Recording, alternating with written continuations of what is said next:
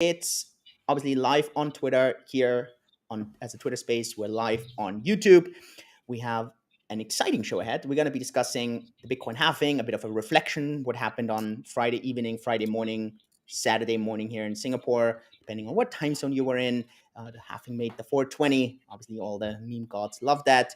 We're going to be discussing the topic that's probably the main topic right now in the crypto space, but mainly in the Bitcoin space. We're going to discuss runes, and yeah, we're going to be discussing maybe a bit of the stocks, crypto as a larger group here. We have, yeah, quite a nice thing going. Fabio, what's going on your side? How are you? How was the halving? Who did you celebrate with? And I posted on Twitter that my halving party was with my kids at the breakfast table, yeah, because it was actually right at that time.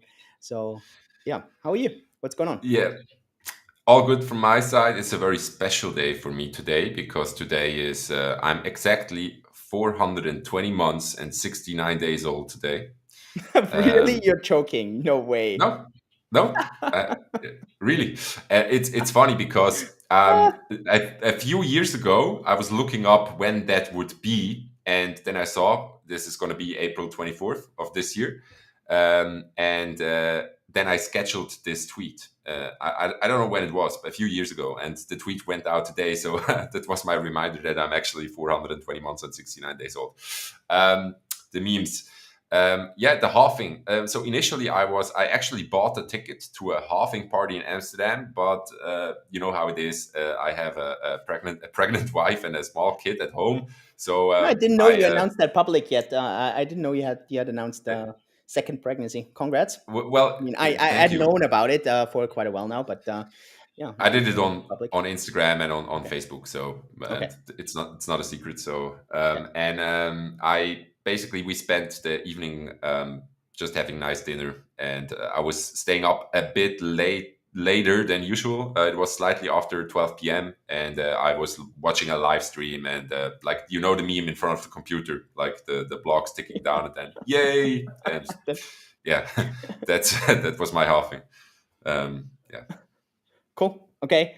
Price action. Were you surprised? Did you expect more? Did you expect less?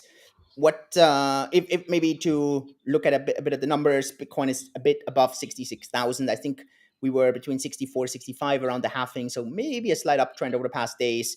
Ethereum very similar, pretty much aligned. Altcoins very much. I don't think there's much of a trend for one coin right now. All of crypto slightly up. Looking at the ETF flows, slightly inflows in the past couple of days, but like very slightly. Um, Not much news other than one topic, which is runes, and obviously with that, the Bitcoin transaction fees. But what did you expect from the price? Yeah, so I was wrong for maybe I think throughout the last year, I said publicly many times here in the Twitter spaces that I'm expecting a correction before the halving. That because we saw that the last two times, of course, there was a bit of a black swan in 2020 with the whole pandemic. But I was expecting the price to have a bit of a setback, maybe 20 to 30% correction, and yeah, we got a few 20% corrections, but we haven't still until now not seen a real dip. So I guess I was with that assessment, I was wrong. With the halving itself, I was expecting a non-event, and it kind of was a no event. Maybe, yeah, of course, a little bit of chop, but no major price action in general. So not surprised there. And now we kind of go into the interesting part of the cycle theory because still, I mean, we talked about this extensively over the last 2 years. You basically have two big camps. One camp says the halving is what is driving the price in the 6 months after the halving, because almost every top and almost every cycle kind of started or ended approximately 6 months after the halving. And then, of course, you have the other camp that says, yeah, that's just fooled by randomness. It is much more due to global liquidity, namely M2, that is driving this. And I guess, we can find out, but maybe, just maybe, we're going to see one more time that both of these things actually align, that M2 will be growing exactly at that time, and we still won't know for sure afterwards. But we talked about this briefly last week. right now the halving is more of a narrative than it actually has a fundamental impact, and that's where we both strongly agree. I would say. What were your expectations for the halving, and what are they for the coming months? I mean, my opinion, I've been, I think, very vocal about this. I really think the halving has been, like you said, a bit more just of an just coincidence that it interlined with the liquidity pumps. At the end, the halving is the reduction in inflation is so irrelevant in my opinion, because at the end Bitcoin is demand driven, it's not supply driven, and so it really depends more on do people want Bitcoin or not. And it's the exact opposite with most commodities, where really a lot of the price is actually supply driven. And in Bitcoin, at the end, there's way more, and you analyzed this, I think it was like a month ago or a few weeks ago. uh, Exchanges are selling way more in Bitcoin every day based on their fees that they are making and that they need for their revenue than what the halving impact actually is. So it's really going to depend on demand. Demand at the end really depends on the narrative. It depends on the hunger that people have, and so that to me is going to be the key thing. I agree with you that probably I'm expecting maybe a bit of a more sideways summer. That doesn't mean that the price is just going to stick to 65. Sure, we may go a bit above 70. We're going to go a bit down again, lower 60s. So I think I don't know, maybe a 10% up, 10% down. I would expect that way more than suddenly a breakout to the top or a breakout to the bottom. The exception here really is if we do see some kind of weird crash right now that's just impacting, or we see some insane stimulus. But other than that, I think it's going to be more of some sideways action. I mean, that was the expectation I had very early on as well. For me, I am looking way more into Q3, late Q3, beginning Q4, so September-ish kind of, where then for me suddenly I really see that. Also, if you believe a bit in the cycle, then but also there I just see a little bit more momentum building for everything again. And yeah, so for me right now, perfect time to dollar cost average, perfect time to build a position. I think this consolidation is also going to be very, very healthy. I think it's going to be building a lot of substance. And at the end, that's what you want, because if it kind of shoots through from here, then well, it can fall down quite easily. So that's just a bit of my assumption, all of that. I saw a great post by someone that analyzed, I think, the last 10 or 15 election years, and the trend that this guy was spotting. Sorry, I don't know what the exact source was, but the major takeaway was that the market tends to consolidate and basically go sideways until Memorial Day. Memorial Day this year is on 27th of May. Then we have a bit of a slightly upwards trending summer and a really strong end of the year into election day. That was basically the average or the takeaway from his side. And it makes a lot of sense. Like it kind of resonates with me that we will see maybe a bit of a boring, flat, slightly upward summer, and then a really strong end of the year into elections. And probably the outcome of the election is going to be a bit of a decisive factor. And there also more of from a narrative side, I think probably Trump will be much better for Bitcoin, crypto, and let's say the markets in general.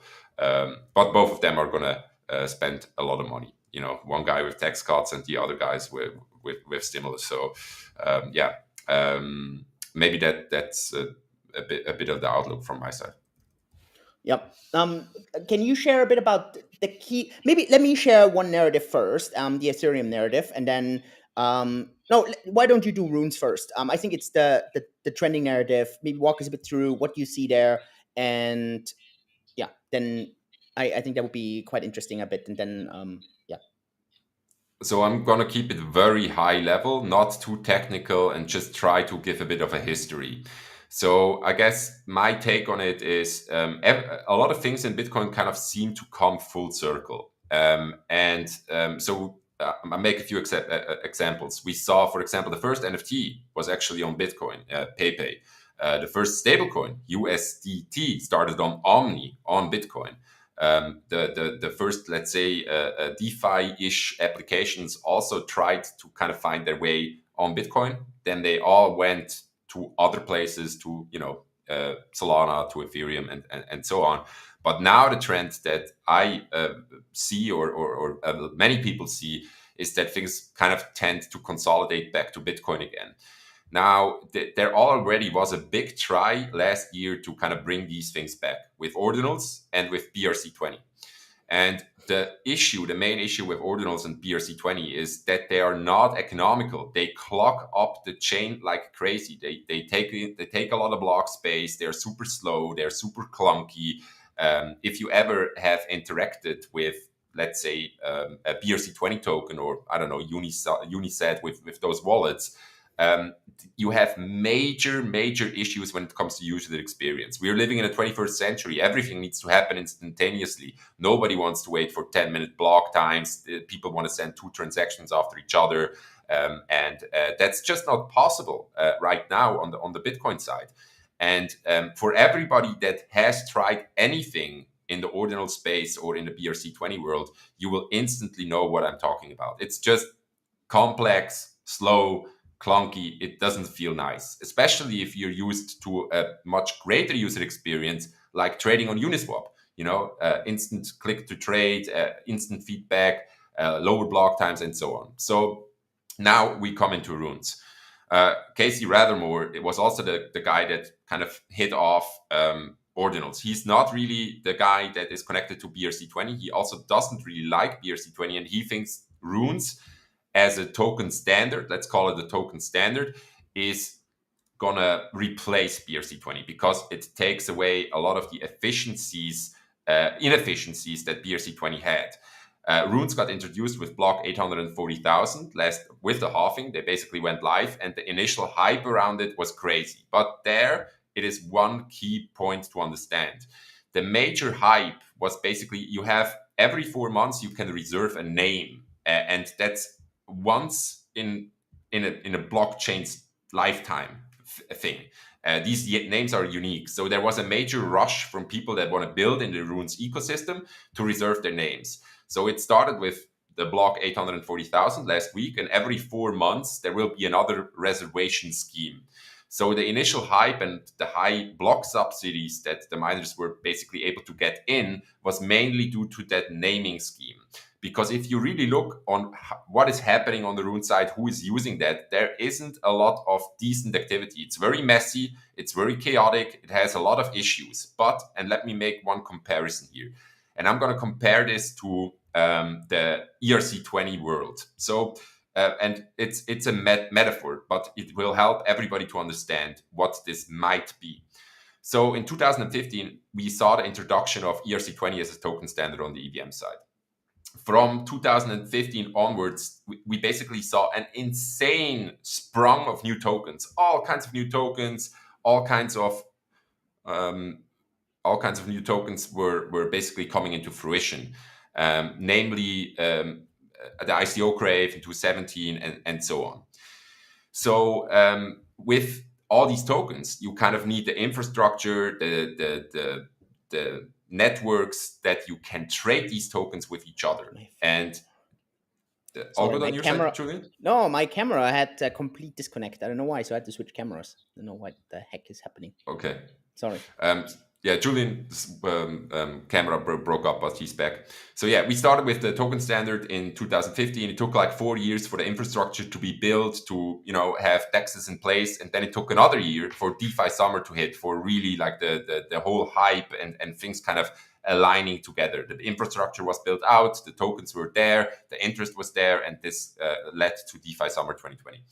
So I personally think that on the Bitcoin side, we will see something similar, but people are not skating to where the puck is. They already know how this is going to play out. They're skating to where the puck is going to be, meaning they're already looking into building out the infrastructure, coming online with DEXs, and building launch pads and so on. So probably this whole thing is going to take months, not years. So we probably look at the end of the year for kind of these things to align. But, and here's the but, because I know exactly what the audience is looking for is, how can I profit from this hype? What do I need to do to kind of tap into this and to really make money? And my personal recommendation here is play around with small money. Try this, get an Xverse wallet, get a Unisat wallet, go onto Ortzar as a decentralized marketplace and play around with it. But don't use big money and you will instantly see that there are a lot of inefficiencies and it's not yet ready. But with you playing around, you will understand the ecosystem and you are probably going to be able to spot trends and to be around when the hype finally comes. And my estimation is that this is going to be more towards the end of the year. So that would be a very, very high level, very non-techy explanation of my interpretation of what runes as a, let's say, token standard can bring to the Bitcoin ecosystem. But as a Bitcoiner, this is super exciting for me. And here I want to just close this with one. So you have on Bitcoin, you have a bit of two cultures right now. You have the hardcore maximalists that say this is a monetary instrument, it shouldn't be used for degen like stuff. And you have the people that say, hey, Bitcoin can be much more than that, and we should allow other things to happen as well. So there is a bit of a culture war. I'm somewhere in between because look, there is always people that are going to gamble. Look at the insane demand that we have for meme coins and shit coins on Solana mainly. And you know, don't fight the market. If the market wants this, okay, that's fine. And why don't we have that on Bitcoin? Because it incentivizes the miners. It's nice gambling. There's always a place for gambling, and so I'm somewhere in between. I say, why not have this on Bitcoin? If it's not clogging up the chain and we have decent infrastructure to host this, it's a great benefit. So I'm having two eyes on the whole rune space. It's super exciting that this is happening. There are some challenges that need to be solved first, but it's definitely something worth watching. Yeah.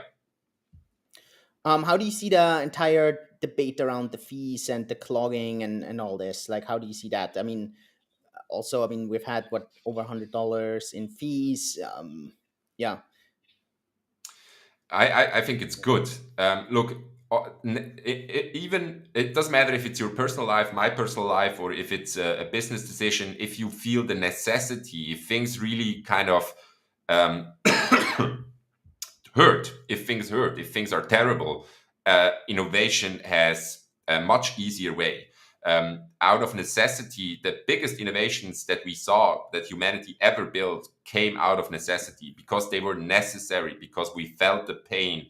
And I think in Bitcoin and blockchain, it's no different. So I think that we feel the pain, that transaction fees are high is an amazing thing because people will start to see, okay, this is a problem. We need a solution now, and they will start to build something. So I see this as a positive thing. I know that a lot of people at the other end of the world are relying on cheap on-chain fees because they need to send remittance money to their families or whatnot. I know that they are struggling because of that, but in the long term, I think that we have a bit of a throughput problem, a scaling problem, and that there is a lot of attention on it, that this is going to be a very good thing long term. yep. I mean, for me, again, I'm way more on the kind of digital gold, censorship resistant asset kind of side, anyways, in there. So, yeah, I think the fees that I agree is a bit more on the secondary side, but um, yeah. What else of a narrative do you see right now in the crypto space? Real world asset I is a trend. Ethereum, like a bit on the hopium on ETF. What else? Yeah, so I would base the major trends for me is I'm still waiting for identity. I still feel that identity is going to be a thing. It wasn't really until now, but in combination with real world asset, it makes, in my opinion, it makes a lot of sense that we get a bit of let's say a wave when it comes to identity. Tokenization. Look, if Larry Fink, the CEO of BlackRock, is pushing a narrative, I think we should all be paying attention, and he's really driving down the tokenized assets, the real world assets. And from a macro perspective, still look, one thing on the ETFs, people underestimate still right now the ETFs blew everything out of proportion. We never Agree. had such an Agree. insane ETF launch as we had, but crypto people, it's never enough for them. Like we had the best ETF launch in history ever by far, but it's not enough because the price is not at 100K yet. Initially, a lot of people were saying, yeah, we're expecting maybe 10 billion a year. We already saw volumes of 40 billion within a few months, within 5 months, 40 billion, 12 billion of net inflows. It's just complete madness if you compare that with any other ETF launch. Yeah, and we're not done yet. Like the funds keep trickling in, and then of course you have the same. Probably, my estimation is more towards the end of the year that we are going to see a bit of a hype regarding the Ethereum ETF as well. Ethereum isn't performing that well right now, but I can foresee maybe a bottom or a trend change, especially on the Bitcoin pair, maybe somewhere during the summer, and then this kind of aligning with an ETF narrative and a strong finish for the end of the year. So these are the main things that I'm currently looking at. But then again, I'm not the DGen, I'm not the altcoin trader or anything, so I missed probably a lot of these things. I'm wondering if you have your eyes on something very particular, maybe token wise or narrative wise. No, actually, I mean, for me right now, I mean, I have a large Ethereum bag, so for me, it would be amazing if in May we're going to see an Ethereum ETF. I don't know how the odds are. I mean, I'm following the Bloomberg guys on this, probably like everyone else. And yeah, there was just a post, I think, this morning where maybe some of the issuers are in touch with the SEC, but it's a very, very murky one. So yeah, I think the Bloomberg guys give it a 25% chance for May. I think I would be lying to say that I would know better, so I'm just gonna tag tag on there. I do hope it gets approved, but yeah, that's like basically talking my own book. Yeah, so that's other than that, it's gonna be very interesting. It's gonna be really, really, really interesting to see the next narrative and how this how is this gonna flow. So yeah, I really wouldn't be surprised if we see a bit of a yeah, a bit of a calmer kind of sideways period right now, just to kind of load everything up. And yeah, I mean, we saw this in stocks. I mean, look, AI stocks, they fell down like massively. Nvidia lost over 200 billion in a single day. I don't know if you saw that Elon tweet where he said these are rookie numbers. I thought that was insane. Tech stocks struggling a bit. Yeah, so wouldn't be too surprising. Just kind of loading up a bit, needing yeah, kind of compressing the coil for it, What bam, to What explode. what are your thoughts on Tesla? Because when we talk about stocks, like stocks in general, the Magnificent Seven and so on, stocks are in general doing pretty well, but Tesla is really struggling. What are your thoughts on Tesla? Yeah, I think so. Tesla is probably the only position that I have that I don't see as an investment, that I see as a bit of a me supporting Elon. And I think from a I don't know, from I just think what he does is just absolutely incredible. The kind of the stuff he stands for. I think it's just insane.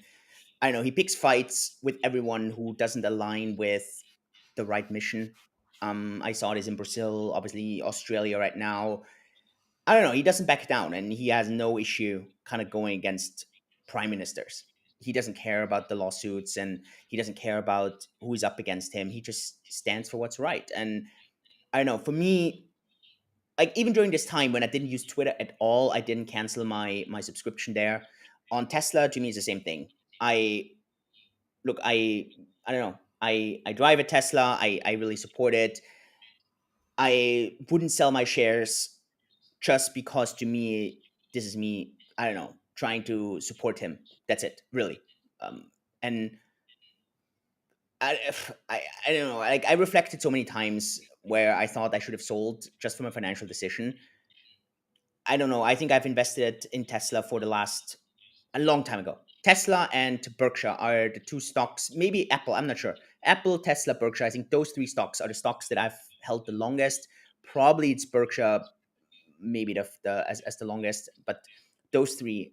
And while I have sold sometimes and then bought again, there are some of those positions that I've been holding for a super long time. And I know I owe a lot of the personal wealth I have to those Tesla shares.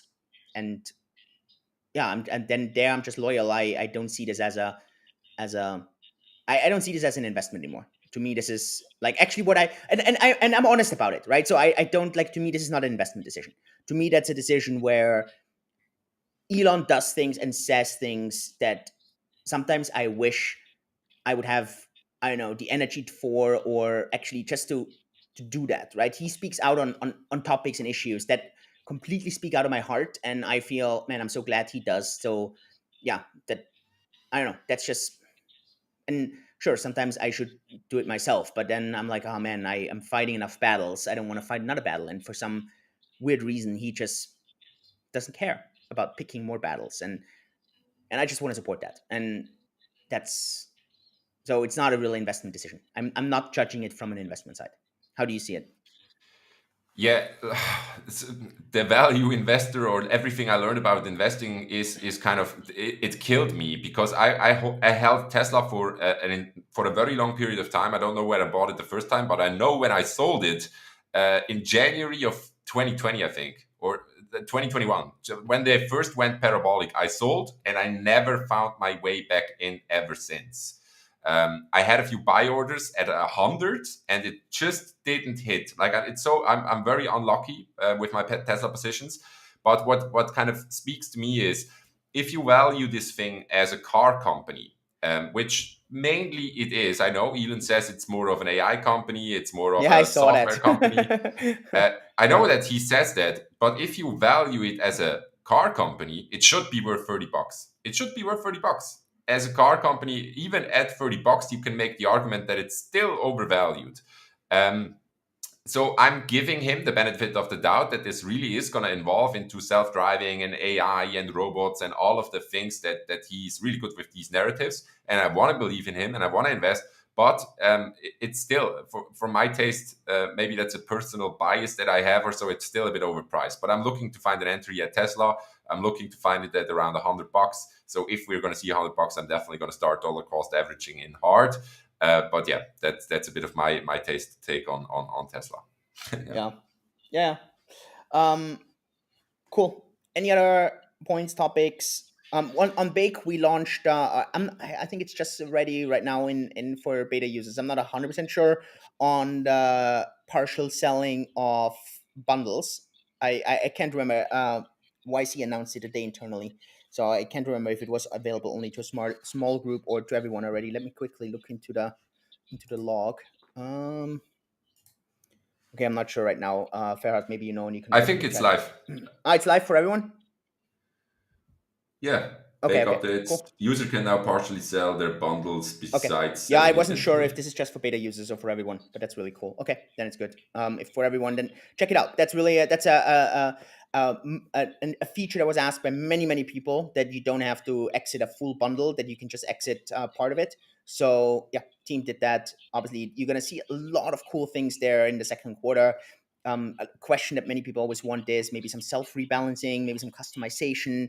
Obviously, more pairs, more coins, better fees, better routing. So all these better user experience, faster, all these things. So we're going to be improving on all this. I think Q1 was really a lot about getting a lot of the ground stock, Q4, Q1, and now it's really about optimizing, testing. So yeah, it's going to be a cool thing. So really proud of the team doing great work. On the back side, of course, the cat is a bit out of the bag. Some of these infos are public, so I'm just going to ask the question here: are you expecting a decision or anything interesting from? There is a court date tomorrow around midday time in Singapore. What are your expectations? Is there something you can share? I know you. I Yeah, I Yeah. just want to comment on one thing, and then really let's see what's going to happen tomorrow. I want to be clear. It's not confirmed that this is going to be the judge's decision tomorrow. I know that this is what everyone is expecting, and I want to be very clear. I also hope so, but there is a small chance that the judge is convening us for something else. So I just want to be very clear on this. But obviously, fingers crossed that we're going to get a decision tomorrow. Obviously, I would hope for a very positive decision for the company, for myself, for the team, for our customers. So let's see, 2:30 tomorrow. So fingers crossed. But again, I just want to manage expectations. There's a small chance that it's actually not the decision, even though I obviously would hope and expect, and it would fit with the timeline. And yeah, so let's hope we can all celebrate tomorrow. Yeah, fingers crossed. Just from an admin perspective, I just want to mention this. There is Labor Day, International Labor Day. Oh That's yeah. a thing. It's actually a thing internationally. So as well as Singapore, as a lot of countries here in Europe, on 1st of May is International Labor Day. So there is not going to be a Twitter space next week, but we're going to be back in 2 weeks, meaning this is going to be the 8th of May, Yeah. just before Ascension Day. Yeah. Good. Yeah. Well deserved break. Also, yeah, next week there's just quite a lot of things. So yeah. Good. Nothing else. No. Yeah, sounds good with that. Then everyone, fingers crossed for tomorrow. Let's all hope for some really good news. And yeah, Fabio, thank you for doing this, Th- for walking us through on this. Please download the Bake app. If you're not a customer yet, become a customer. If you're not using us yet, then hey, test it out, try us out, exchange, swap, get cash flow on your assets, use the bundles, and then yeah, let's hope for NGU numbers going up. Everyone, have a good Wednesday. Have a good week. Fabio, to you too. Thank you. All the best. See you in 2 weeks. Thanks, guys. Thanks, everyone.